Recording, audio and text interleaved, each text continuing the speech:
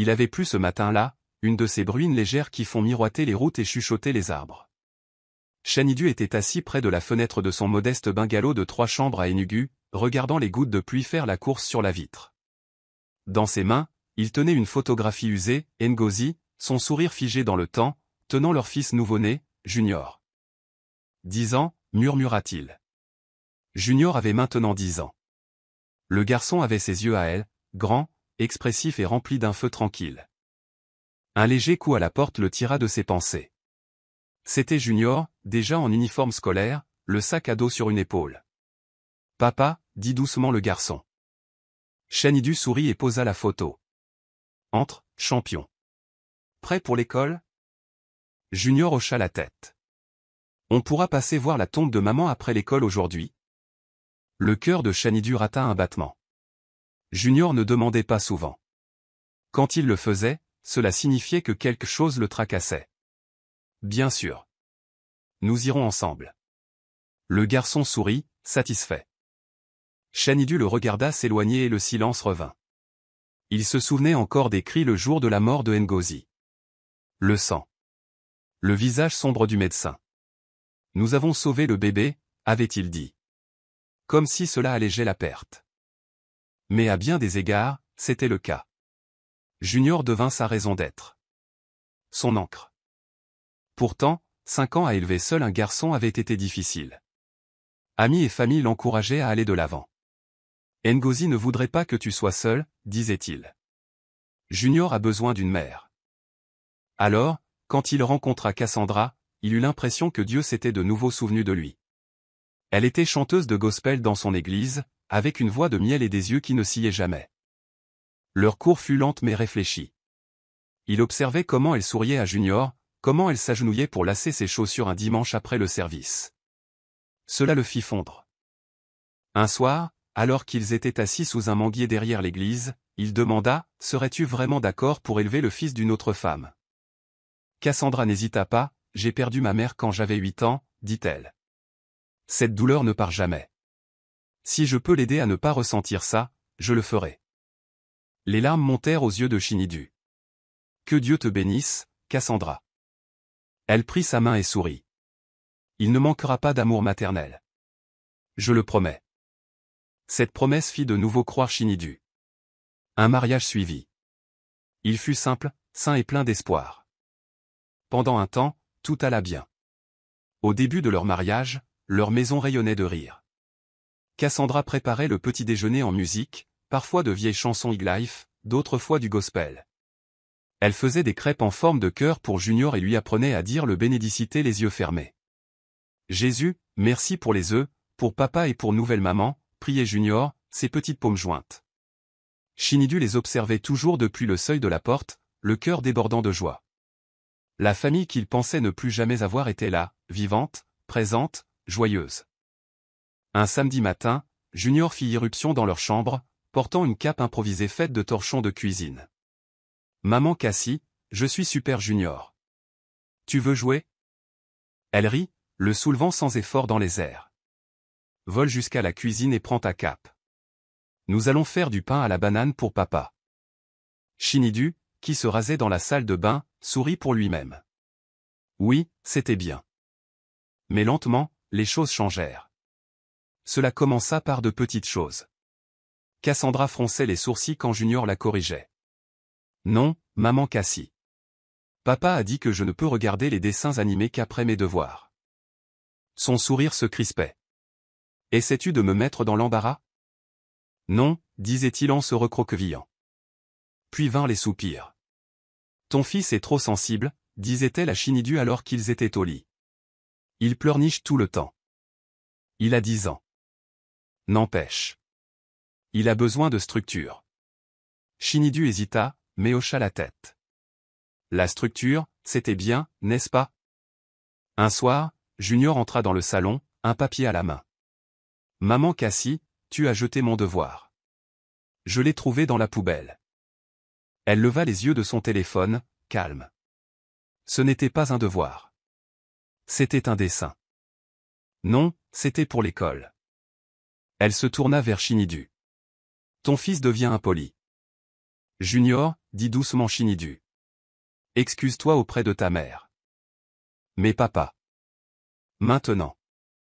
Les épaules du garçon s'affaissèrent. Je suis désolé. Cassandra sourit, lui embrassa le front. Bon garçon. Plus tard cette nuit-là, elle murmura alors qu'ils étaient au lit. Il est toujours en deuil de sa mère. Mais je l'aiderai à s'adapter. Sois juste patient. Shinidu hocha la tête. Mais quelque chose ne tournait pas rond. La matinée commença comme n'importe quelle autre. Shinidu partit tôt au travail, sa mallette à la main, embrassant Cassandra sur la joue et tapotant la tête de Junior. Sois sage, champion. Je le serai. Cassandra leur fit un signe d'adieu à la porte. Passe une bonne journée, chérie. Alors que sa voiture s'éloignait, son sourire disparut. Elle se retourna brusquement. Ramasse ton sac. Ta chambre est en désordre.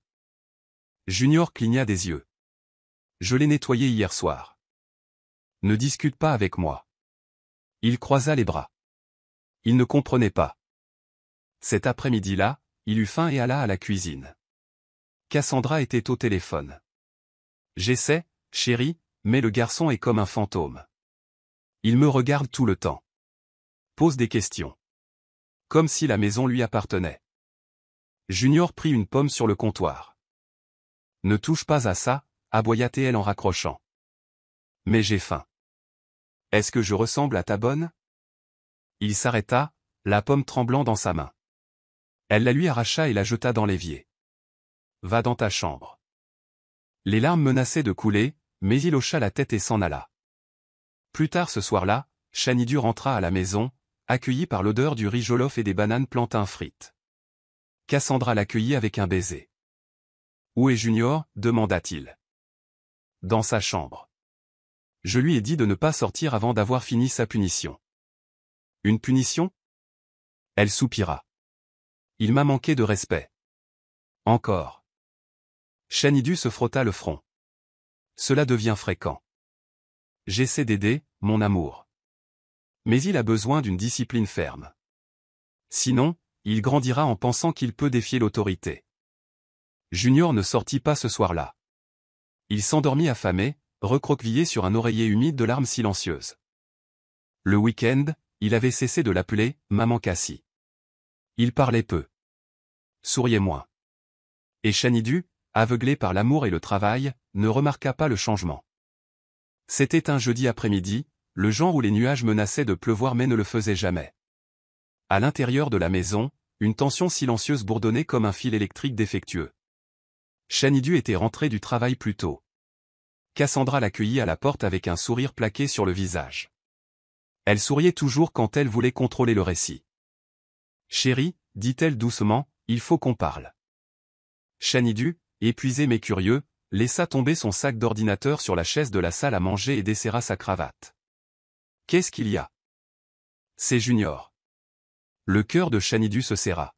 « Encore ?» Cassandra croisa les bras. Il devient insupportable. Shinidu cligna des yeux. Qu'a-t-il fait cette fois? Elle soupira puis se dirigea de manière dramatique vers le canapé, s'asseyant comme une femme portant des fardeaux au-delà de ses forces. Il m'a traité de sorcière. Shinidu se raidit. Quoi? Il m'a regardé dans les yeux ce matin et a dit, tu es une méchante sorcière. J'étais choqué, Shinidu. J'étais sans voix. Ça ne ressemble pas du tout à Junior. Cassandra le regarda droit dans les yeux. Alors quoi? Tu penses que je mens? Il leva les deux paumes. Je dis juste que c'est très inhabituel de sa part. Eh bien, c'est ce qu'il a dit. Et franchement, j'en ai marre. Je cuisine, je nettoie, j'essaie de faire de cette maison un foyer. Et il me traite comme une intruse. Shinidu se passa une main sur le visage. Peut-être qu'il est toujours en deuil de sa mère. Et moi, je ne suis pas en deuil, demanda-t-elle, la voix brisée. Je n'ai jamais eu la chance de la connaître, mais je sens son fantôme dans chaque pièce. Parfois, je pense que Junior me reproche de ne pas être elle. Shinidu resta silencieux. J'essaie, murmura-t-elle. J'essaie vraiment. Elle se mit à pleurer. Et à ce moment-là, les défenses de Shinidu s'effondrèrent. Je vais lui parler, dit-il. Merci, renifla-t-elle, appuyant sa tête sur son épaule. Mais que s'était-il réellement passé ce matin-là? Junior avait trouvé son petit déjeuner jeté à la poubelle. Maman Cassie, avait-il demandé doucement, pourquoi as-tu jeté ma nourriture? Je ne l'ai pas fait. Mais c'était sur la table quand je suis allé aux toilettes. Maintenant, c'est dans la poubelle. Elle sourit. Elle sourit sans chaleur. Peut-être que les rats l'ont jeté. Junior fronça les sourcils. Tu fais toujours ça quand papa n'est pas à la maison. C'est alors que sa voix devint glaciale. Je fais quoi? Jeter ma nourriture. M'enfermer dehors. Me traiter d'entêté. Elle le gifla violemment. Ingrat. Tu oses m'accuser? Je ne mens pas, cria-t-il. Je vais t'apprendre le respect, cracha-t-elle. Elle le fit s'agenouiller sur le sol jusqu'à ce que ses genoux lui fassent mal. Plus tard, elle l'enferma dans la buanderie, sans ventilateur ni lumière, pendant 2 heures. Quand Chanidu rentra, elle l'embrassa doucement et lui raconta des mensonges. De beaux mensonges crédibles. Et Junior? Il ne dit rien. Il s'assit dans sa chambre, son journal intime ouvert, griffonnant avec des lettres tremblantes. Papa la croit plus que moi. Je pense que je devrais arrêter de parler. Vendredi matin arriva tranquillement, enveloppé d'une pâle lumière dorée. À Abuja, où Chanidu s'était envolé pour une conférence d'affaires, l'hôtel bourdonnait de costumes et de cordons. Son emploi du temps était chargé. Réunions, conférenciers, ateliers. Mais à 9 heures, alors qu'il révisait la logistique de la présentation finale, son téléphone sonna. Monsieur, dit la voix à l'autre bout du fil, le ministre ne sera pas présent. Tout est reporté à la semaine prochaine. La semaine prochaine, répéta Chanidu. Oui, monsieur. Désolé pour le désagrément. Il raccrocha et resta assis un moment. Une pensée non sollicitée s'insinua dans son esprit, rentre à la maison. Va les surprendre. Un sourire se dessina sur son visage. À 11h45, il était sur le chemin du retour. Il était dans un vol pour Enugu. Il n'appela pas Cassandra. N'envoya pas de SMS. Il voulait entrer et entendre le rire de Junior. Peut-être même Cassandra fredonnant un chant de louanges. À l'aéroport d'Enugu, il est là un taxi. New Haven Estate, dit-il au chauffeur. En chemin, il acheta le suya préféré de Junior et une bouteille de malt bien fraîche. Il imagina leur visage. Il était près de 16 heures quand il arriva. L'air était lourd d'humidité. Le domaine était calme, à l'exception du bourdonnement lointain du générateur d'un voisin. Chinidu déverrouilla doucement la porte d'entrée. Aucun son. Pas de rire. Pas de dessins animés. Puis il l'entendit. Un son qui le glaça sur place. Des cris. Aigus. Tourmentés. La voix de son fils. Maman. S'il te plaît, maman. S'il te plaît. Chinidu laissa tomber le sac et sprinta vers la cuisine. Junior? Ce qu'il vit ensuite resterait gravé dans sa mémoire pour toujours. La cuisine était une scène de cauchemar. Cassandra se tenait dos à lui, tenant une bouilloire fumante. Junior était acculé contre le mur de la cuisine, les mains levées pour se défendre, sa chemise blanche tachée et collant à son petit corps. Sa peau grésillait, rouge, là où l'eau bouillante avait éclaboussé. La prochaine fois, tu écouteras, gronda Cassandra en levant de nouveau la bouilloire. Chinidu rugit, es-tu folle? Il se jeta en avant, lui arrachant la bouilloire des mains. Elle s'écrasa sur le sol, déversant de l'eau chaude partout. Cassandra haleta, reculant. Chinidu, ce n'est pas ce que tu crois. Qu'est-ce que tu fais à mon fils, hurla-t-il, la dominant de sa taille. Il a été impoli. Je ne voulais pas la verser. Il m'a bousculé. Tu mens. Chinidu se tourna vers Junior, qui gémissait doucement, se tenant le bras. Sa peau était ébouillantée, cloquée. Il tomba à genoux. Junior, oh mon Dieu, que s'est-il passé? Le garçon le regarda à travers ses larmes. J'ai juste demandé pourquoi elle avait encore jeté mon déjeuner. Elle m'a dit de me taire. Puis elle a fait bouillir de l'eau. Chinidu leva lentement les yeux vers Cassandra. Tu m'as dit que tu l'aimais, murmura-t-il. Tu m'as promis qu'il ne manquerait jamais d'amour maternel. Tu as menti. Je ne voulais pas le blesser, dit-elle, se défendant toujours. Tu le blesses depuis des mois. Je le vois maintenant. Tous les signes, son silence, la peur dans ses yeux. Il se leva et s'avança, le feu dans les yeux. Sors de cette maison. Elle recula. Tu ne peux pas me jeter dehors. Je suis ta femme. Tu as cessé de l'être au moment où tu as touché mon enfant avec cruauté. Je n'ai pas. Tais-toi. Sa voix résonna dans toute la maison. Il se retourna vers Junior, le soulevant doucement dans ses bras. Ne t'inquiète pas, mon fils. Je suis là maintenant. Le garçon s'agrippa à lui, tremblant. Alors que Shinidu se dirigeait vers la porte, Cassandra le suivit. Où l'emmènes-tu? À l'hôpital. Et ensuite à la police. Ses yeux s'écarquillèrent. La police? Shinidu, non. S'il te plaît. Tu ne peux pas faire ça. Nous sommes une famille. Non, Cassandra. Tu es une étrangère maintenant. Il la laissa planter sur le seuil, sans voix. La salle d'attente des urgences sentait l'antiseptique et la vieille sueur. Des néons vifs bourdonnaient au-dessus tandis que Shinidu faisait les 100 pas, les mains serrées et la mâchoire contractée. Junior était dans l'une des salles de traitement, recevant des soins pour des brûlures au second degré au bras et à la poitrine. Une infirmière sortit enfin, sa voix calme mais ferme. Il est stable. Vous pouvez le voir maintenant. Shinidu hocha la tête, le cœur battant à tout rompre alors qu'il entrait dans la pièce. Junior était allongé tranquillement, son bras droit bandé de gaze blanche. Ses yeux étaient rouges mais ouverts, ses lèvres entr'ouvertes comme s'il était sur le point de parler, mais ne le pouvait pas. Et, champion, dit doucement Shinidu en s'asseyant à côté du lit. Junior ne parla pas. Il tourna simplement la tête. Le silence tailladait Shinidu comme un couteau. Il tendit la main, sa voix tremblante. Je suis désolé, mon fils. Je ne savais pas. Junior cligna des yeux et une larme coula au coin de son œil. Tu ne me croyais pas. Je te crois maintenant, murmura Shinidu. On frappa doucement à la porte. La même infirmière réapparut. Monsieur, puis-je vous parler? En privé. Shinidu se leva et la suivit dehors. Elle l'emmena quelques mètres plus loin dans le couloir, puis baissa la voix.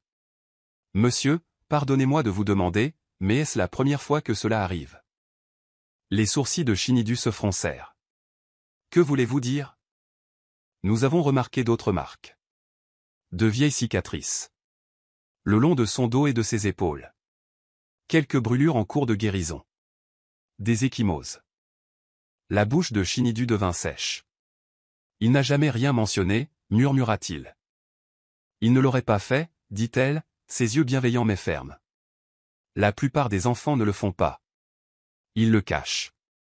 Surtout quand ils pensent que personne ne les croira. Les mots le frappèrent plus fort qu'un coup de poing. Shinidu fixa le sol, le poids de la prise de conscience s'abattant sur lui. Les premiers avertissements.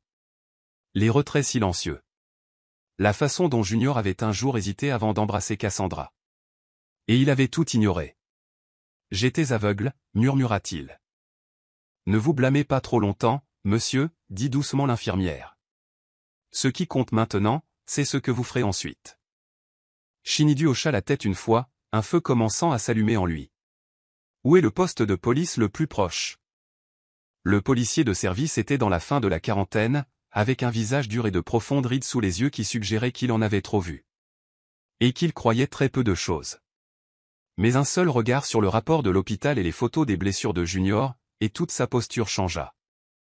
Elle a versé de l'eau bouillante sur le garçon, demanda-t-il en parcourant de nouveau les pages. Oui, dit Shinidu, la voix dure. Volontairement. Elle a dit qu'il était impoli. Qu'il l'avait bousculé. Mais mon fils a 10 ans. Elle a fait bouillir de l'eau et l'a utilisée comme punition. Le stylo du policier gratta rapidement sur le rapport d'incident. Est-ce que c'est déjà arrivé? Shinidu hésita. Je ne le savais pas avant aujourd'hui. L'infirmière a dit qu'il y avait de vieilles cicatrices. De vieilles ecchymoses. Avez-vous des preuves? Photos, déclarations? Shinidu déglutit. Elle m'a dit ces mots. Mon fils m'a tout raconté. J'apporterai son journal intime s'il le faut. Le policier hocha la tête d'un air sombre. Très bien. Nous allons immédiatement dépêcher 2 officiers à la maison. Si elle est là, nous l'amènerons. Ne la laissez pas s'en tirer avec des paroles, dit froidement Shinidu. C'est une comédienne. Ne vous inquiétez pas. Nous avons déjà vu son genre. Les officiers agirent rapidement. À 21h, ils étaient à la résidence de New Haven. Cassandra était dans le salon quand ils frappèrent. Elle ouvrit la porte, toujours vêtue de la même blouse rose tachée d'eau. « Bonsoir, madame. Êtes-vous madame Cassandra Okonkwo ?»« Oui, dit-elle en clignant des yeux. Vous êtes en état d'arrestation pour maltraitance et mise en danger d'un mineur. » Quoi? Non, il doit y avoir une erreur. Un des officiers s'avança. Nous avons des preuves médicales, madame. Vous aurez le temps de vous expliquer au poste. C'est Shinidu qui a fait ça, n'est-ce pas? Il monte mon mari contre moi. Les menottes cliquèrent. La voix de Cassandra changea. Elle ne pleurait pas. Elle ne suppliait pas. Elle était en colère. Vous ruinez ma vie pour un enfant qui n'est même pas le mien, cracha-t-elle alors qu'il la sortait. Shinidu, qui était revenu à la maison pour récupérer l'acte de naissance de Junior et d'autres documents, se tenait près du portail et l'entendit. Il ne s'y a pas. Il s'avança, la regarda dans les yeux et dit froidement, « Il a toujours été plus à moi que tu ne l'as jamais été. » Elle ne répondit rien. Ses yeux brûlaient de haine. Les officiers la conduisirent au véhicule de patrouille et fermèrent la porte. Le voisinage regardait en silence, stupéfait. Shinidu se tenait sous le lampadaire vacillant, la poitrine haletante. Quelque chose de profond en lui, quelque chose qu'il ne savait pas qui le retenait, se libéra enfin. Au poste, Cassandra refusa de s'asseoir. Elle arpentait la salle d'interrogatoire comme une lionne en cage. « Où est mon mari ?» exigea-t-elle. « Laissez-moi parler à Shinidu. Il va tout arranger. » Le policier de service tapota son stylo sur le bureau. « Votre mari est celui qui vous a dénoncé. » Elle se figea. Pour la première fois, son masque se fissura. « Ce n'est pas possible, » murmura-t-elle. « Oh, c'est tout à fait possible. » Il ouvrit un dossier et en sortit une photo. Une photo prise à l'hôpital montrant le bras bandé de Junior. « Il a 10 ans, » dit le policier, sa voix soudainement dénuée de formalité. 10 ans. Et vous avez fait ça. C'était un accident. Vous avez l'habitude de le blesser. Non. C'est un mensonge. Vous l'avez enfermé dans la buanderie, lui avez refusé de la nourriture, jeté ses devoirs, versé de l'eau chaude sur lui. Il était impoli. Il m'a manqué de respect. Ce garçon, il m'a rendu la vie misérable. Le policier frappa violemment sa paume sur le bureau. Vous avez de la chance que ce ne soit pas une tentative de meurtre. Cassandra tressaillit. Sa voix se fit plus basse, un grognement. Vous ne comprenez pas. J'ai tout fait pour cet homme. J'ai renoncé à ma vie, ma carrière, mes rêves. Et pourquoi? Pour être jeté comme un déchet pour un enfant qui n'est pas le mien. Le policier griffonna quelque chose sur le rapport. C'est un enfant. Pas une menace. Pas de la compétition. Elle ricana. Vous le prenez tous pour un saint. Mais il me regardait toujours. Me jugeait toujours. Et Shinidu il ne l'a jamais vu. Il ne voyait qu'elle en lui. Sa femme morte. Sa voix se brisa, non pas de tristesse mais d'amertume. Je ne pourrai jamais rivaliser avec une femme morte. Le policier se renversa en arrière. Vous venez d'avouer plus que vous ne le pensez. Elle leva les yeux écarquillés. Il se leva et ouvrit la porte. Passez une bonne nuit, Madame Okonkwo. On se verra au tribunal. De retour à la maison, Shinidu retourna à l'hôpital et se glissa dans la chambre de Junior. Le garçon dormait, son petit corps se soulevant et s'abaissant à chaque respiration. Dans ses mains, il tenait son journal intime, serré comme une bouée de sauvetage. Shinidu tira doucement une chaise à côté du lit, posa ses coudes sur ses genoux et laissa tomber sa tête dans ses paumes. « Je suis désolé, » murmura-t-il. Il n'entendit pas l'infirmière entrer. « Vous pouvez le ramener à la maison demain, dit-elle doucement. Il leva les yeux, le regard vide. Je ne sais pas si je le mérite. Elle sourit faiblement. Il n'a pas besoin de perfection. Il a besoin de présence. Et en ce moment, vous êtes là. La maison était trop silencieuse. Pas le genre de calme paisible, mais le silence étrange et inconfortable qui suit une tempête. Shinidu entra lentement dans la chambre de Junior, presque avec révérence. La pièce portait encore les marques de l'enfance, des posters de Superman au mur, un puzzle à moitié assemblé par terre, et une paire de pantoufles bien usées au pied du lit. Mais quelque chose semblait différent. Il s'assit sur le bord du matelas, soupirant en se frottant le visage. La culpabilité ne l'avait pas laissé dormir depuis l'arrestation. Son fils était en sécurité maintenant, bandé et en voie de guérison. Mais depuis combien de temps les blessures étaient-elles invisibles avant de devenir physiques? Ses yeux parcoururent la pièce et c'est alors qu'il le vit. Glissé sous le matelas, dépassant à peine, un mince carnet bleu. Shinidu le sortit doucement. Un journal intime. Il était relié en cuir, le genre de cadeau que l'on fait souvent aux enfants, avec des autocollants et des encouragements à écrire ses rêves. Il hésita, le pouce planant sur le bord de la couverture. Devrais-je le lire? Puis il se souvint de la voix tremblante de Junior à l'hôpital. Elle a dit que si je le disais à papa, il ne me croirait pas. D'une main tremblante, Shinidu ouvrit le journal. La première page était remplie d'une écriture soignée. C'est mon livre secret. Si je l'écris ici, peut-être que je n'exploserai pas. Son souffle se coupa dans sa gorge. 3 mars, elle m'a dit de ne pas dîner parce que je ne l'ai pas appelée maman assez fort. Papa travaillait tard. 9 avril, elle a dit que je suis la raison pour laquelle sa vie est dure. Elle a versé de l'eau par terre et m'a fait nettoyer avec mon uniforme scolaire. 12 mai, j'ai pleuré aujourd'hui. Elle a dit que si je le disais à papa, il ne me croirait pas. Je pense que peut-être il ne me croira pas. Shinidu serra les pages dans sa main, incapable d'arrêter les larmes qui inondaient ses yeux. Elles vinrent vite, chaudes et implacables. L'entrée qui le brisa était écrite au crayon, d'une écriture floue, comme si Junior l'avait écrite en pleurant. 14 juin, si je le dis à papa, est-ce qu'il me croira? Si je crie assez fort, m'entendra-t-il?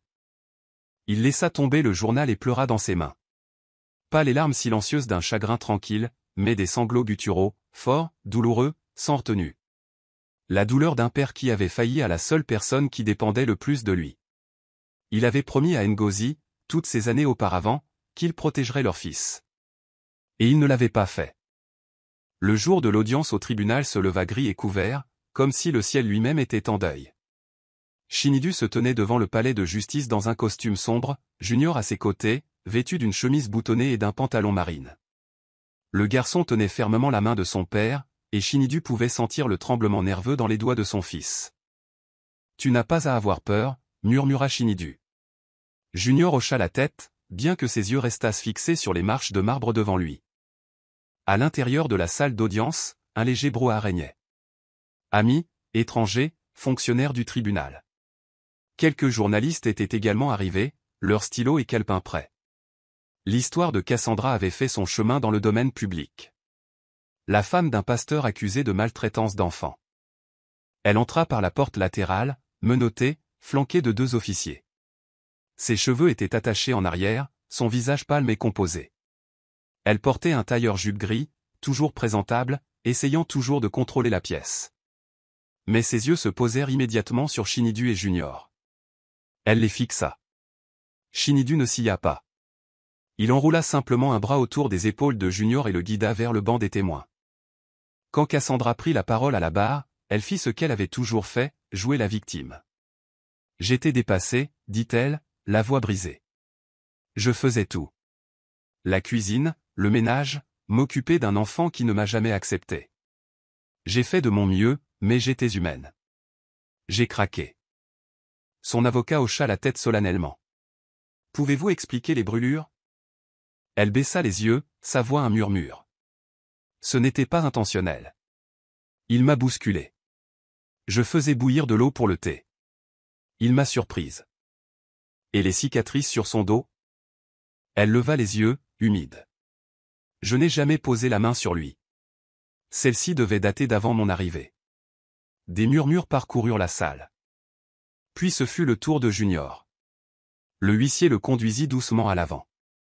Shinidu s'assit dans le public, retenant son souffle. La juge, une femme aux cheveux argentés et aux yeux impénétrables, se pencha en avant. « Jeune homme, te sens-tu capable de parler ?» Junior hocha doucement la tête. « Comment t'appelles-tu » Junior Okafor. « Quel âge as-tu » 10 ans. « Raconte-nous ce qui s'est passé. » Junior hésita. Ses yeux parcoururent la pièce. Quand ils se posèrent sur Cassandra, ils se figèrent. Shinidu se leva silencieusement, plaçant sa paume sur son cœur.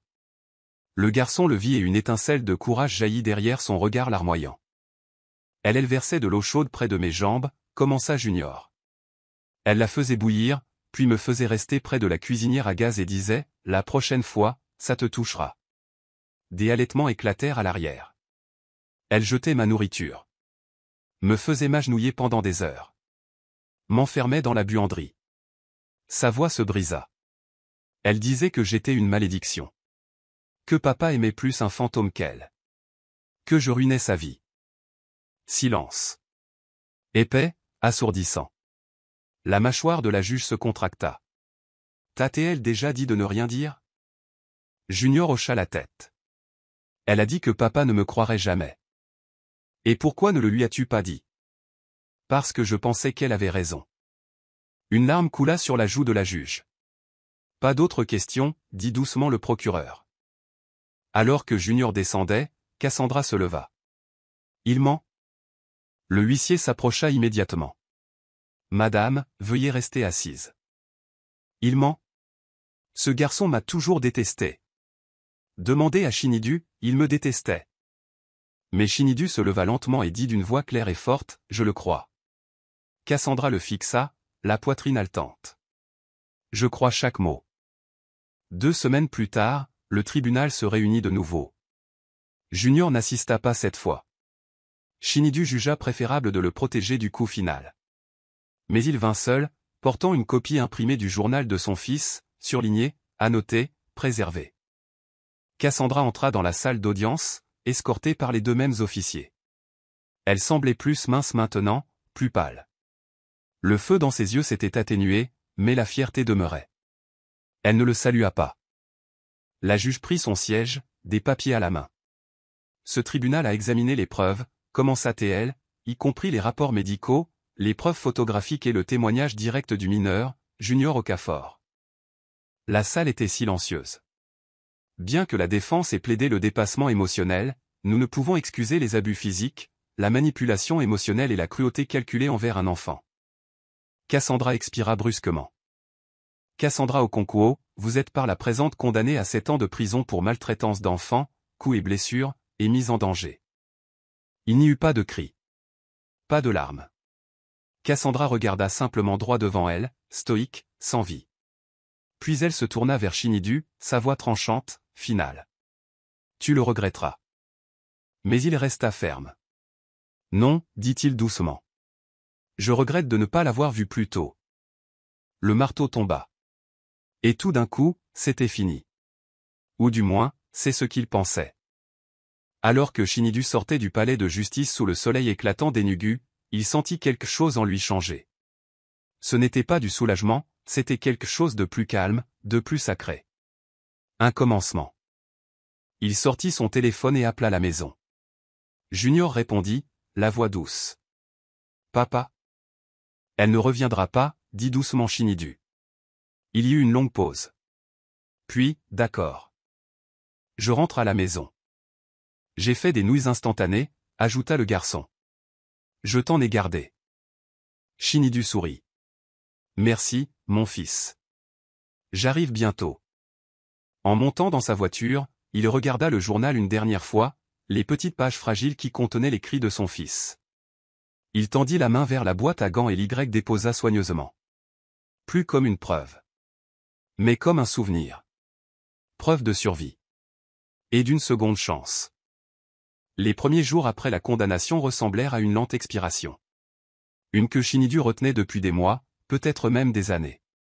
De retour à la maison, lui et Junior se déplaçaient doucement l'un autour de l'autre, comme s'ils avaient peur de renverser la paix fragile qui s'était installée entre eux. Un matin, Shinidu se tenait dans la cuisine, cassant maladroitement des œufs dans une poêle grésillante. La cuisine avait toujours été le domaine de Cassandra, mais plus maintenant. C'était maintenant un lieu qu'il se réappropriait, avec des doigts tachés de beurre et un cœur plein d'espoir. Junior entra en se frottant les yeux, vêtu d'un pyjama trop grand qui appartenait autrefois à son père. Shinidu se tourna avec un sourire. « Tu as faim. » Junior hocha la tête en bâillant. « Je sens les œufs. » Shinidu sourit. « Brouillé. Avec des oignons. Sans piment, ne t'inquiète pas. » Junior gloussa doucement et se glissa sur une chaise. « Tant mieux. Je ne veux pas que ma langue brûle. » Pendant que les œufs cuisaient, Shinidu essaya de trouver les mots. « Tu sais, dit-il prudemment, j'ai pris quelques jours de congé. Juste quelques semaines. » Junior leva les yeux, confus. « Pourquoi ? » « Je veux être plus présent. Pour toi. » « Oh. Pause. »« Tu n'es pas obligé de faire ça, » dit le garçon, les yeux baissés. « Mais je le veux. J'en ai besoin. » Il servit les œufs et les apporta à table. « De plus, quelqu'un doit apprendre à me battre à nouveau aux échecs. » Junior eut un sourire timide. « Tu gagnes toujours. C'est parce que tu me laisses faire. » Ils rirent tous les deux. Cet après-midi-là, ils firent une promenade dans le lotissement. C'était la première fois depuis des semaines que Junior sortait pour autre chose que l'école ou l'hôpital. Ses pas étaient encore hésitants, mais ses épaules n'étaient plus aussi voûtées. Ils parlèrent de choses et d'autres. Mangue, musique, super-héros Marvel. Junior parla de ses vieux jouets et de ceux qui avaient disparu. Shinidu prit mentalement note de remplacer chacun d'entre eux. Ils s'arrêtèrent à un petit stand de glace au coin de la rue. « Chocolat ou vanille ?» demanda Shinidu. « Les deux » dit Junior avec un grand sourire. Ils partagèrent un cornet, assis sur un banc à l'ombre d'un jacaranda, et pour la première fois depuis très longtemps, il semblait que la vie réapprenait à respirer. Il était tard. La maison était enveloppée d'un doux silence. Un ventilateur de plafond grinçait au-dessus, tournant paresseusement tandis que le clair de lune filtrait à travers les rideaux à moitié tirés de la chambre de Junior. Shinidu se tenait sur le seuil, regardant son fils dormir. Mais sa poitrine était serrée, nouée par des choses non dites. Sa culpabilité persistait comme un fantôme. Il entra lentement et s'assit sur le bord du lit. « Junior » murmura-t-il. Le garçon bougea. « Papa ? » « Je suis désolé. » Junior se réveilla en clignant des yeux, confus. Shinidu baissa les yeux, sa voix basse et lourde. « J'aurais dû savoir que quelque chose n'allait pas. J'ai vu les signes. Je ne voulais juste pas y croire. Tu étais occupé. »« Ce n'est pas une excuse, » dit Shinidu. « Je pensais que te donner un foyer, une nouvelle mère, arrangerait les choses. Mais je t'ai laissé tomber. Et je veux que tu le saches. Je suis désolé. » Le garçon s'assit, le dos appuyé contre la tête de lit. « Elle m'a dit de ne pas te le dire, » dit-il. « Elle a dit que tu la choisirais elle. » Les larmes remplirent les yeux de Shinidu. « Je suis tellement désolé que tu aies ressenti ça. » Junior regarda son père, scrutant son visage. « Mais tu es là maintenant. » Shinidu ne put plus se retenir. Il se pencha en avant et enlaça son fils. « Je ne laisserai plus jamais personne te faire de mal, » murmura-t-il. L'étreinte dura plus longtemps que toutes celles qu'ils avaient partagées auparavant. Après un moment, Junior se rallongea, ses yeux se fermant déjà. Mais alors que Shinidu se levait pour partir, il entendit de nouveau la voix du garçon, calme mais ferme. « Je te pardonne, papa. » L'infirmière Kémi vint le lendemain avec un nouveau jeu de bandages et un doux sourire. Elle portait un chemisier en wax en caravère avec des tournesols et apportait avec elle une odeur de beurre de cacao et d'eucalyptus. Junior courut à la porte quand il l'entendit frapper. « Tati Kémi, » dit-il en s'illuminant. « Docteur Junior, » dit-elle avec un petit rire. « Prêt pour notre contrôle ?» Il hocha la tête et la fit entrer. Shinidu, qui balayait le porche avant, s'épousseta les mains sur son jean et entra derrière eux. « Bienvenue, » dit-il. « Merci, » répondit-elle, sa voix douce mais confiante. Ils allèrent au salon. Junior s'allongea sur le canapé, le bras tendu, tandis que Kémi retirait soigneusement l'ancien pansement. Son toucher était doux, expert. Elle fredonnait un air sous son souffle, un vieil hymne que Shinidu reconnut. Tes blessures guérissent bien, dit-elle. Tu as bien mangé tes légumes, n'est-ce pas? Junior plissa le nez. Un peu. Plutôt pas du tout, taquina Shinidu. C'est papa qui cuisine maintenant. Ce n'est pas si mal, ajouta Junior en souriant. Kémi regarda Shinidu et sourit. C'est un progrès. Quand elle eut fini de refaire le pansement, elle rangea sa trousse et s'assit un moment. Junior disparut dans sa chambre pour finir un dessin qu'il avait commencé plus tôt. Shinidu s'assit en face d'elle, ne sachant pas par où commencer. Finalement, il dit « Merci. » Pour tout. Pas besoin de me remercier, répondit-elle. C'est ce que je suis censé faire. Il la regarda, vraiment. Elle n'était pas tapa accent grave l'œil. Pas de longs cils, pas d'air de performance. Juste une présence calme et compétente. Je ne savais pas, dit-il doucement. J'étais aveugle. Vous n'étiez pas aveugle, répondit-elle. Juste fatigué. Parfois, la douleur nous fait croire aux mauvaises choses parce qu'elles promettent une guérison rapide. Shinidu hocha la tête. Vous parlez comme un pasteur. Elle rit doucement. Je suis juste une infirmière qui lit trop. Il y eut une pause. Junior vous aime bien, dit-il. Je l'aime bien aussi. Il est courageux. Doux. Puis plus doucement, comme quelqu'un d'autre que je connais. Shinidu détourna le regard, soudain timide. Je ne suis pas prêt. Pourquoi que ce soit de nouveau? Je sais. Elle se leva. C'est pourquoi je ne propose rien de nouveau. Je suis juste présente. C'est tout. Il la raccompagna jusqu'au portail et, alors qu'elle sortait, elle se retourna et ajouta avec un sourire, « Oh, et apprenez à ce garçon à faire bouillir correctement l'igname. » Sa dernière fournée était un crime contre la nourriture. Ils rirent tous les deux. Cette nuit-là, Shinidu pensa à ces mots. Être présent. Peut-être que la guérison n'avait pas besoin d'un plan. Peut-être qu'elle avait juste besoin de présence. Le dimanche arriva avec son rituel habituel. Le soleil matinal projetant des ombres dorées sur le trottoir. L'odeur d'amidon, de vêtements repassés et de lotion au cacao. Et l'écho lointain des chants de louanges flottant des fenêtres voisines. Cela faisait 4 semaines depuis le procès. 4 semaines que Cassandra avait été condamnée. Shinidu se tenait devant le miroir de sa chambre, ajustant le col de sa chemise. Ses mains tremblaient légèrement. Non pas parce qu'il était nerveux d'aller à l'église, mais parce qu'il n'avait pas mis les pieds entre ces murs depuis que tout s'était effondré.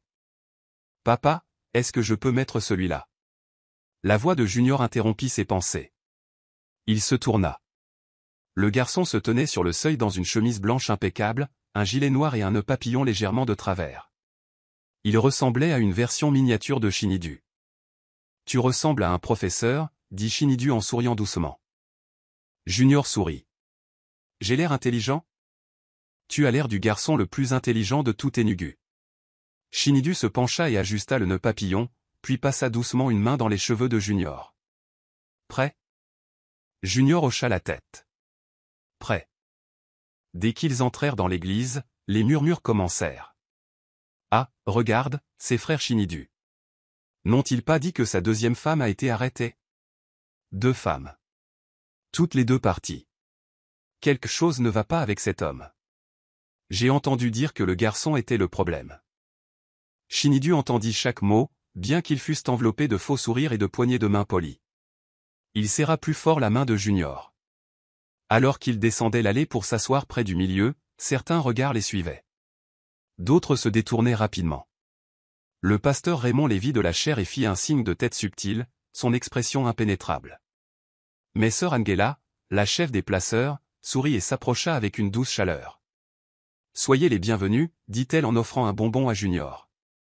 Heureuse de vous revoir. » Junior sourit timidement. « Merci. » Ils s'assirent. Le sermon portait sur les tempêtes. Sur la façon dont certaines tempêtes viennent pour dégager des chemins, pas pour les détruire. Shinidu écoutait avec un cœur partagé, reconnaissant et toujours endolori. À la fin du service, alors que les gens commençaient à sortir, une voix familière appela son nom. Frère Shinidu. C'était Mama Ezine, une ancienne de l'église, connue pour dire ce qu'elle pense sans mâcher ses mots. Il se tourna. Bonjour, maman. Elle le regarda dans les yeux. Les gens parlent. Je sais. Ils disent que tu es maudit. Que de femmes parties signifie que quelque chose te poursuit. Shinidu soupira. Laisse-les parler. Elle se pencha. Je ne les crois pas. Quiconque a vu le témoignage de ce garçon le saurait. Tu as fait ce qu'un vrai père devrait faire. Il cligna des yeux, surpris. Ne te cache pas, dit-elle fermement. C'est aussi ton église.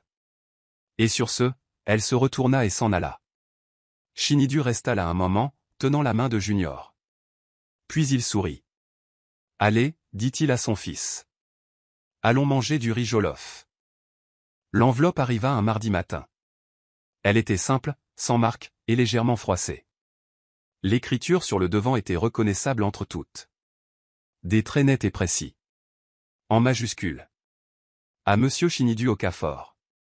De la part de Cassandra Okonkwo. Détenu numéro 41807, prison pour femmes d'Enugu. Il resta un long moment devant le portail, à la fixer. Junior était à l'école. La maison était silencieuse. Seuls les oiseaux pépiaient, inconscients du poids du papier dans sa main. Il apporta la lettre à l'intérieur, la posa sur la table de la salle à manger et se versa un verre d'eau. Il ne l'ouvrit qu'une heure plus tard. Quand il le fit enfin, la première chose qui le frappa fut la longueur. 3 pages. Recto verso. Le papier était réglé, l'encre noire. Elle avait écrit avec soin, chaque lettre délibérée, comme si elle avait passé des heures sur chaque phrase. Shinidu. Si tu lis ceci, c'est qu'une partie de toi veut encore des réponses. Je ne sais pas quoi dire qui puisse changer quoi que ce soit. Mais j'ai besoin d'écrire ceci avant de me noyer dans le silence. J'étais jalouse, Okafor. De toi et de Ngozi. Elle était un fantôme, mais elle remplissait la maison plus que je ne l'aurais jamais pu. Tu ne prononçais jamais son nom, mais tu respirais son souvenir. Ton fils. Il était son miroir. Chaque fois que je le regardais, c'était comme un rappel que je ne pourrais jamais appartenir à cet endroit. Je détestais la façon dont il me regardait. Comme s'il pouvait voir à travers moi. Je n'ai pas toujours été un monstre, Shinidu. Mais j'en suis devenu un, n'est-ce pas? Je ne mérite pas ton pardon. Ni le sien. Mais s'il te plaît, dis-lui que je suis désolé. J'aurais aimé l'aimer au lieu de l'envier. Cassandra. Shinidu finit de lire et fixa longuement les pages. Il ne ressentit rien. Pas de colère. Pas de tristesse. Pas de pitié. Seulement une immobilité. Il plia lentement la lettre, se dirigea vers l'arrière-cour et alluma une allumette. La flamme dansa avidement alors que les pages se recroquevillaient. Il les laissa tomber dans le foyer. Certaines choses ne méritaient pas d'être conservées. Certaines choses devaient brûler. Papa, sévère. Junior se tenait dans le couloir de sa nouvelle école, arborant le plus grand sourire que Shinidu ait vu depuis des mois. Son uniforme, vert émeraude et blanc, lui allait parfaitement, et l'insigne de l'école portait une note de musique brodée.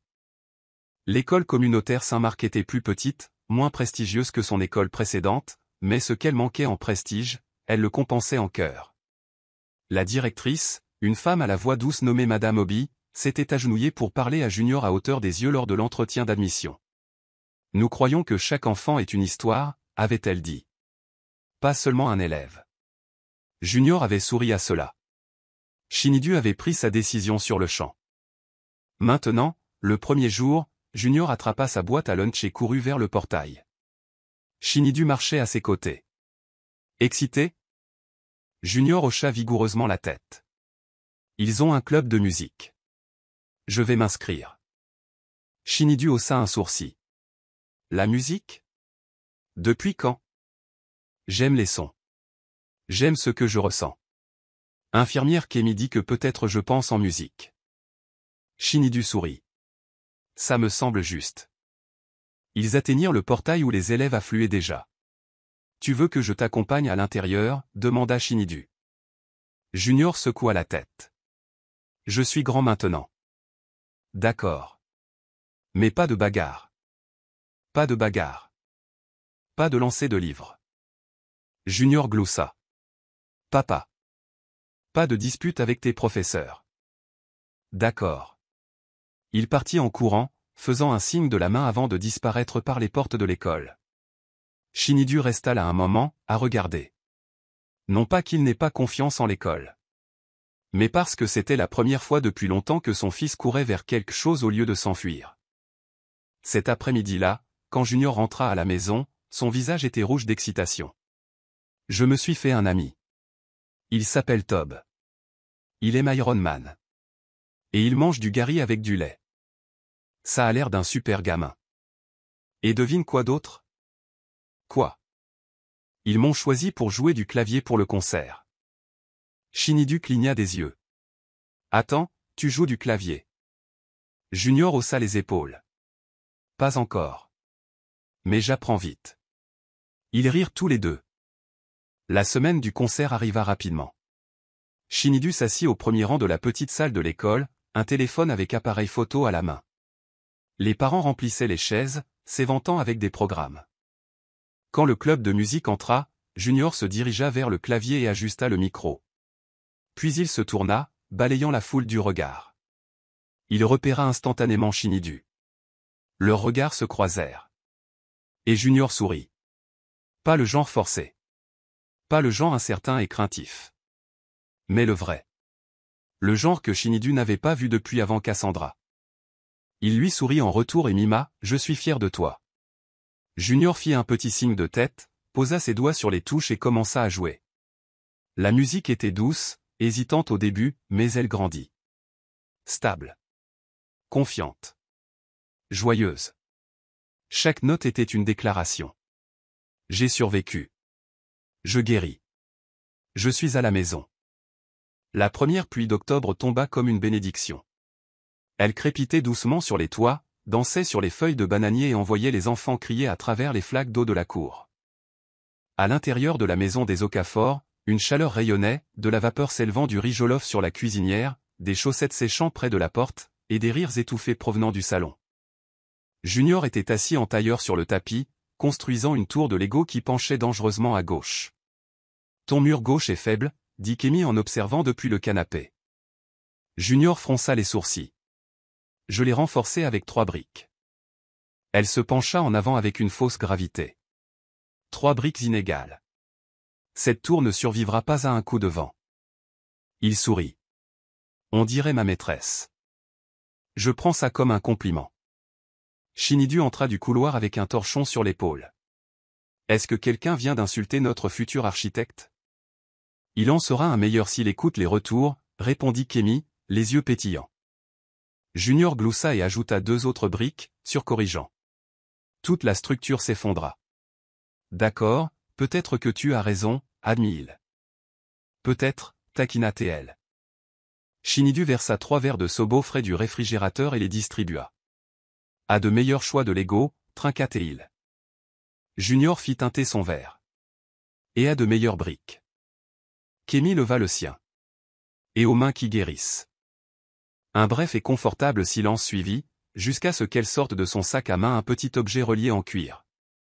Il était magnifique, fait à la main avec une couverture marron douce et une lanière qui l'enveloppait comme un carnet de voyage. Je t'ai apporté quelque chose, dit-elle en le tendant à Junior. Il cligna des yeux. Qu'est-ce que c'est? Un journal. Pour de nouvelles histoires. Pas le genre triste. Le genre que tu veux écrire. Junior le tenait doucement, comme s'il pouvait se dissoudre entre ses doigts. Je peux vraiment? Il est à toi. Il l'ouvrit à la première page. Vierge, à grandes lignes, attendant. Et si je le rate, demanda-t-il. Kémy sourit. Alors ça aussi, ça fera partie de l'histoire. Cette nuit-là, Shinidu se tenait près de la porte de Junior alors qu'il griffonnait sur les premières pages avec un stylo à encre bleue. Sa tête penchée en profonde concentration, les lèvres bougeant silencieusement alors qu'il imaginait des mondes. Fini les entrées craintives. Fini les registres de douleur. Maintenant, c'étaient des contes de balades à vélo et de dragons invisibles. Des notes sur son nouvel ami Tob. Un poème sur le riz jollof. Le journal avait tourné une page. Et Junior aussi. Il n'avait fait aucune annonce ni laissé entendre quoi que ce soit comme il le faisait autrefois. Par le passé, Ngozi lui aurait organisé un dîner surprise, inviter des amis et préparer ce gâteau à la vanille affreux qu'elle insistait être parfait. Mais maintenant, les anniversaires ressemblaient à des échos. De doux rappels du temps, pas des célébrations. Pourtant, Junior s'en souvenait. Il le réveilla avec un plateau de petit déjeuner. Du pain, des œufs brouillés et une tasse de thé tiède. « Joyeux anniversaire, papa » dit fièrement le garçon. Shinidu se redressa, les yeux écarquillés. « C'est toi qui as fait ça ?» Avec de l'aide, dit Junior en inclinant la tête vers la cuisine. Kémi s'appuyait sur le cadre de la porte, souriante. Shinidu secoua la tête en riant doucement. « Je suis l'homme le plus chanceux du monde. » Après le petit déjeuner, ils passèrent la journée dans la forêt de pins d'Enugu. Junior insista pour faire de la randonnée. Shinidu pensait qu'il serait fatigué après la première colline, mais le garçon filait devant comme si les arbres l'appelaient par son nom. Ils déjeunèrent sous un grand pin. Sandwich, orange et arachide. À un moment donné, Junior posa la question qui couvait. « Papa, est-ce que tu vas épouser Tati Kémi ?» Shinidu s'étouffa avec une arachide. Junior pencha la tête. « Elle est gentille. Et elle te fait sourire quand tu es triste. » Shinidu regarda vers les arbres, puis de nouveau vers son fils. « Je ne sais pas encore, » dit-il honnêtement. « Nous apprenons encore à nous connaître. Comme des pièces de puzzle. » Junior réfléchit un moment. « D'accord. Mais ne laisse plus personne me faire de mal. » Les mots le transpercèrent. Shinidu hocha lentement la tête. « Je ne le ferai pas, » dit-il. « Je le jure. » Cette nuit-là, il se tenait à la fenêtre de sa chambre, regardant les lampadaires vaciller. Il prit sa vieille Bible, celle que Ngozi lui avait offerte à l'université. À l'intérieur se trouvait une note qu'elle avait écrite des années auparavant. « Aime-le 2 fois plus fort. Une fois pour toi, une fois pour moi. » Il ferma la Bible et murmura, « Aucune femme ne s'interposera plus jamais entre mon fils et moi. » Ce n'était pas une déclaration d'amertume. C'était un vœu de la sagesse. Sa famille avait été déchirée, remodelée par le feu, mais maintenant elle serait reconstruite. Brique par brique honnête. C'est un mardi après-midi que l'on frappa. 3 légers coups au portail. Shinidu n'attendait personne. Junior était à l'école, Kémi à la clinique, et la concession était calme, à l'exception du bruissement des feuilles sèches. Il ouvrit lentement le portail et se figea. Elle se tenait là. Ifeoma. La sœur aînée de Ngozi. Elle paraissait plus âgée qu'il ne s'en souvenait, ses cheveux parsemés de gris, sa silhouette autrefois mince maintenant plus pleine. Mais ses yeux, ils étaient exactement les mêmes. Grands. Attentifs. Avisés. Shinidu, dit-elle. Il déglutit. Ifeoma? Elle ouvrit les bras. Il s'y blottit. Ils restèrent là plusieurs instants, 2 branches brisées du même arbre. J'ai tout entendu, dit-elle. J'étais au Canada. Mais maman m'a raconté. Pour le garçon. Le procès. Shinidu la fit entrer. Il s'assit en face d'elle comme s'il était de nouveau un élève attendant une correction. Elle regarda la maison avec un sourire. C'est plus calme. Paisible. Ça a été un long chemin. Je sais. Il y eut un silence entre eux, non pas gênant mais lourd d'histoire. Junior est fort, dit-elle. Tout comme sa mère. La mâchoire de Shinidu se contracta. Il n'aurait pas dû avoir à l'être. Non. Mais il l'est. Alors puis-je le voir? Bien sûr. Il sera à la maison dans 1 heure. Elle ouvrit son sac à main et en sortit un petit album photo rouge. À l'intérieur se trouvaient des photos de Ngozi. Des photos que Shinidu n'avait pas vues depuis des années. Sa remise de diplôme universitaire. Son premier emploi. Leur jour de mariage sous un angle différent. Et une photo qu'il n'avait jamais vue auparavant. Ngozi tenant un ventre de femme enceinte. Souriant à l'appareil photo. Seul. J'ai trouvé ça dans les affaires de maman, dit Ifeoma. Elle l'a prise le jour où elle a dit à maman qu'elle nommerait le bébé d'après son père. Shinidu toucha doucement la photo. Elle me manque tous les jours, murmura-t-il. Moi aussi. Junior rentra de l'école fatigué mais curieux quand il vit les chaussures inconnues à la porte. Il entra lentement. Et s'arrêta net. Tati Ifeoma? Elle se tourna. Junior? Il laissa tomber son sac et courut dans ses bras. Elle le serra fort, embrassant le sommet de sa tête. Mon Dieu! Tu es devenu un beau garçon. Junior se recula légèrement. Es-tu venu pour m'emmener? Non, non, rit-elle. Je suis venu pour être avec vous. Pour un moment. Pour te rappeler ta maman. Et pour te serrer dans mes bras quand tu en as besoin. Il hocha lentement la tête. Je me souviens de sa voix. Mais elle s'estompe. J'ai sa voix sur un vieil enregistreur. Elle y lisait des versets de la Bible. Vraiment? Oui. Je l'ai apporté. Cette nuit-là, ils écoutèrent la voix de Ngozi lisant le psaume 23. L'Éternel est mon berger, les yeux de Junior brillèrent. Shinidu serra son fils contre lui. Et à ce moment-là, le passé et le présent ne se concurrençaient pas. Ils coexistaient. L'air sentait l'hibiscus et la pluie précoce. Plus de 2 mois s'étaient écoulés depuis la condamnation de Cassandra. La vie dans la maison des Okafor avait trouvé un rythme tranquille. Prière du matin, accompagnement à l'école, promenade le week-end et dessins animés tard le soir partagés sur un seul canapé. Et au milieu de ce rythme, autre chose avait commencé à naître. Quelque chose que ni Shinidu ni Kemi n'avaient prévu, mais que tous deux sentaient grandir tranquillement entre eux. Le respect. La compréhension. Et, bien que personne ne le dise à voix haute, la confiance. Cela commença par des repas partagés. Kemi passait après ses gardes à l'hôpital avec un bol de soupe couvert ou du riz frit et un sourire qui ne demandait rien. Puis vinrent les longues conversations sur la véranda. Un de ces soirs, alors que Junior était à l'intérieur en train de jouer de la musique sur son nouveau clavier, Shinidu s'assit en face de Kemi sous la lumière du lampion suspendu. « Il va mieux » dit-elle en sirotant du jus de canne d'une tasse en argile. « Ouais. Ses cauchemars ont cessé.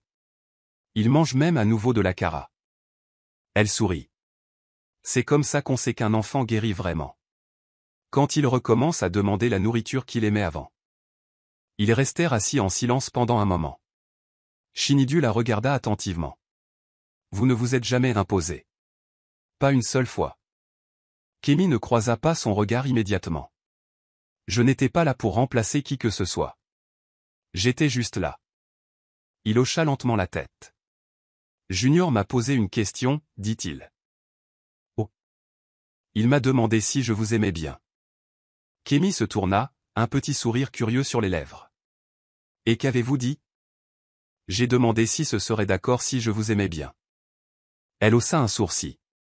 Et il a dit, elle n'est pas comme Cassandra. Cela la fit rire. Pas un grand rire, mais un rire chaleureux et entendu. Je suis contente qu'ils connaissent la différence, dit-elle. Moi aussi. Alors que la musique de Junior flottait depuis le salon, une mélodie douce et hésitante au clavier, Shinidu se renversa dans son fauteuil et regarda le ciel s'assombrir du violet au noir. Ce n'était pas de l'amour.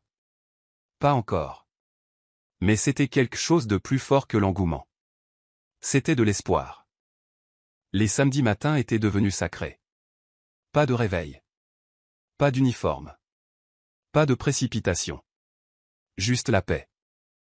Ce matin-là, Shinidu se réveilla au son d'un garçon qui ricanait et au rythme incomparable des bananes plantains en train de frire. Il s'étira lentement, le soleil matinal projetant des ombres dorées sur le lit. En bas, Junior retournait les plantains dans la cuisine sous la surveillance attentive de Kemi. Trop brune, le gronda et elle en jouait. J'aime quand c'est brun. Ton papa les aime dorés.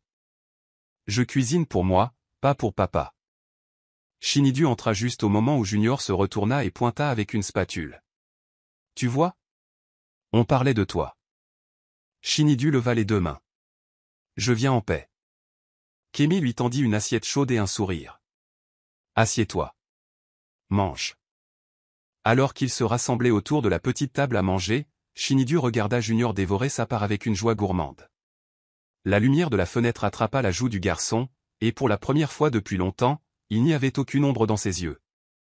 L'expression hantée qu'il portait autrefois comme une seconde peau avait disparu. Il riait maintenant. Un vrai rire. Fort et tordu. Plus tard cet après-midi-là, ils allèrent au parc. Junior apporta son ballon de football. Shinidu joua le gardien de but pendant que le garçon s'entraînait au tir au but, la plupart étant dramatiques et hors cible. J'ai failli marquer celui-là, cria Junior en poursuivant le ballon dans un buisson. Tu as failli me briser les côtes, cria Shinidu en retour, en riant. Ils terminèrent la journée à un petit kiosque à glace.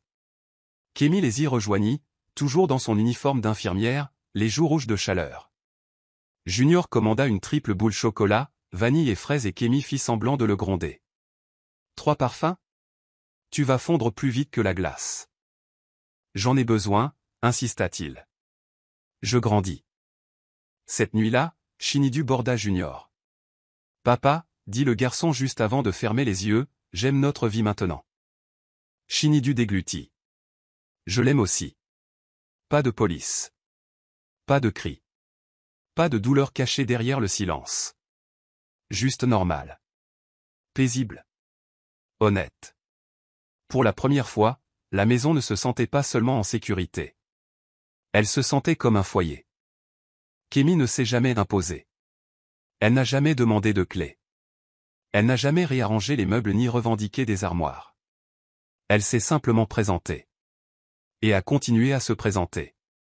Pour panser le bras de Junior. Pour apporter des goyaves. Pour lui apprendre à faire des beignets d'akara sans les brûler.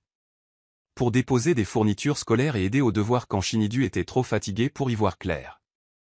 Et finalement, Junior commença à l'appeler moins souvent, Tati Kémy. Et juste, Kémy. Shinidu le remarqua pour la première fois un dimanche soir alors qu'il regardait un film. Junior posa sa tête sur son épaule et dit, Kémy, passe le pop-corn. Elle ne s'y pas. Elle passa le pop-corn. Et sourit. Plus tard cette nuit-là, Shinidu se tenait devant sa voiture alors qu'elle se préparait à rentrer. Tu fais partie de nos vies, dit-il. Je sais, répondit-elle doucement. Ce n'était pas prévu. Non. Mais la plupart des meilleures choses ne le sont pas. Il la regarda un long moment. J'ai peur, admit-il. De moi. Non. De le blesser à nouveau. Kémy tendit la main à travers l'espace entre eux et toucha sa main. Alors ne promets pas l'éternité, dit-elle. Promets la vérité. Le week-end suivant, elle apporta une série de livres pour Junior. Le lion, la sorcière blanche et l'armoire magique, l'île au trésor et Of Beetle and Angels. Il les dévora. Et puis une nuit, Junior demanda tranquillement, est-ce qu'elle pourra vivre avec nous un jour? Shinidu le regarda, surpris. Tu veux ça? Junior hésita, puis hocha la tête. Elle n'essaie pas d'être maman. Mais elle est là. Tout le temps. Shinidu ravala la boule dans sa gorge. Allons-y doucement. D'accord. Mais c'était un nouveau chapitre. Et cette fois, personne ne se précipitait. Il n'y avait pas de titre. Pas d'attente. Juste de la présence. Et la présence suffisait. C'était le concours de rédaction de fin de trimestre de l'école. Le thème, un jour qui a changé ma vie. Junior ne dit à personne ce qu'il écrivit. Pas même à Tob, son meilleur ami. Pas même à Kémy. Il le soumit tranquillement, sur une feuille de papier lignée pliée, signée seulement, Junioro. Le dernier jour d'école, la directrice appela Shinidu pour assister à l'assemblée finale. Les parents étaient assis sur des chaises en plastique dans la cour, s'éventant avec des feuilles de cantique. Les élèves bourdonnaient d'excitation, les uniformes tachés de craie et d'encre des dernières célébrations du trimestre. Quand le microphone crépita et que la directrice s'avança, Junior se tassa sur son siège.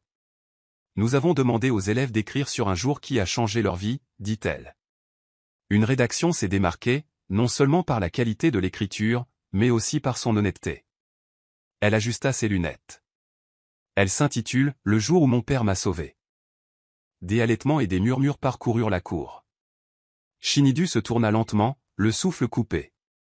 Junior se leva quand son nom fut appelé. Il se dirigea lentement vers le micro, un papier à la main, les mains légèrement tremblantes. Puis, avec une profonde inspiration, il commença. Le jour où mon père m'a sauvé, il ne portait pas de cape. Il n'a pas défoncé de porte. Il n'avait pas d'épée. Il est juste entré. Mais il n'est pas seulement entré par une porte. Il est entré dans ma douleur. Dans la chose que je pensais devoir cacher pour toujours. Il ne s'est pas détourné. Il m'a vu.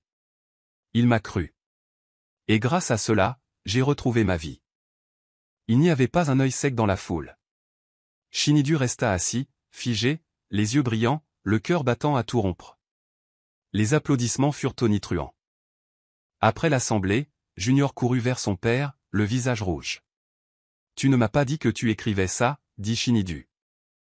Junior haussa les épaules. « Je voulais te faire une surprise. Tu as failli me donner une crise cardiaque. Mais ça t'a plu ?» Shinidu s'agenouilla, les mains sur les épaules de Junior. « J'ai adoré. » Les deux s'étreignirent, se serrant fort.